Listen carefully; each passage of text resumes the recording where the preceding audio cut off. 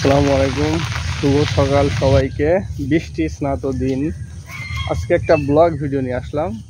আর এটা আমাদের চ্যানেলের ফার্স্ট ব্লগ বলতে পারেন। বৃষ্টির দিনে ছাতা নিয়ে ঘোরার একটা মজা আছে, তবে যদি খালি মাথাতে ছাতা ভাঁজে ঘোরা হয় তাহলে আরও ফিলিংসটা আরও বেটার আছে। পানি মাথায় পড়লে ঠান্ডা লেগে যাবে, এগুলো ছাতা নিয়ে বের হলো।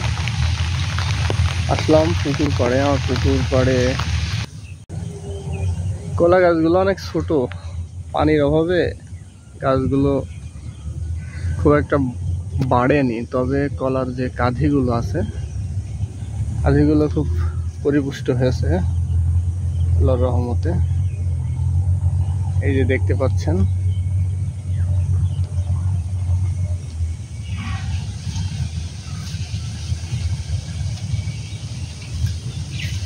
খুব একটা পরিচর্যাও করতে পারিনি, মানে ভয়ে আর কি। পুকুরের মধ্যে যে পাড় দেখতে পাচ্ছেন, এই পাড়ে প্রচুর পরিমাণে গর্ত এবং এখানে সাপ দেখা যায় অনেক সময়, যার কারণে ভয় লাগে। ভয়ের কারণে আর কি খুব একটা পরিচর্যা করা হয় না।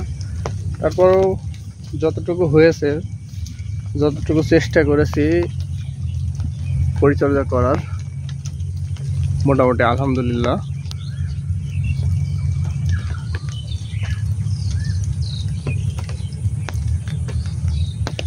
পুকুর পাড়ে আমি প্রচুর পরিমাণে চেষ্টা করেছি। এই যে এই গাছটিকে চেনেন কেউ? যদি চিনে থাকেন তাহলে অবশ্যই কমেন্টস করে জানাবেন। এই গাছগুলো সারা পুকুর পাড়ে লাগিয়েছিলাম, বাট 15-20টা মতো চারা হয়েছে, আর বাদ বাকিগুলো হয়নি। খেজুর বাগান, পাশেই নদী। ব্রো তুমি থাকো, গেলাম।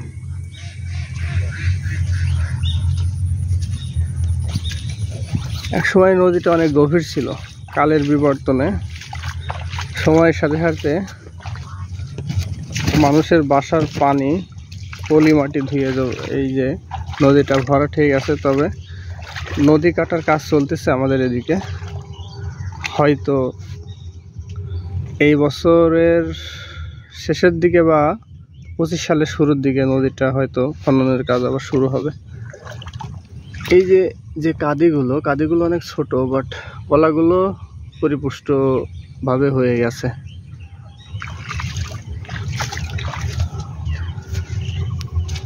নদীর ধারে পুকুর পাড়ের ভিতরটা একসময় আপনাদেরকে দেখাবো।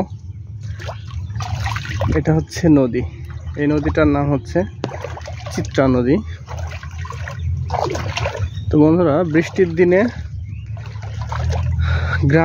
গ্রামীণ আবহে, গ্রামীণ পরিবেশে আপনি যদি ঘুরেন, তাহলে আপনার মনটা যদি খারাপ থাকে, সেই খারাপ মনটা ভালো হয়ে যাবে।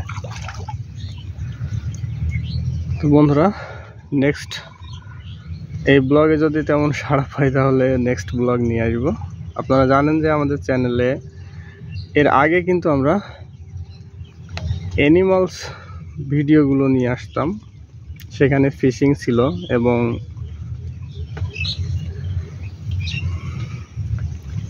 মুরগির বা হাঁসের, পাখির ডিম ফোটানোর অনেক ভিডিও আছে। তো সেগুলো এখন করতে পারছি না, এই জন্য আর কি সামথিং নিউ ট্রাই করছি। তো জানি না কেমন সাড়া পাবো আপনাদের। আমরা এখন আমাদের চ্যানেলে কিন্তু প্রতিনিয়ত সার্ভাইভাল ভিডিও দিই, শর্ট ভিডিও, যেটা আপনারা দেখেছেন। তো বন্ধুরা,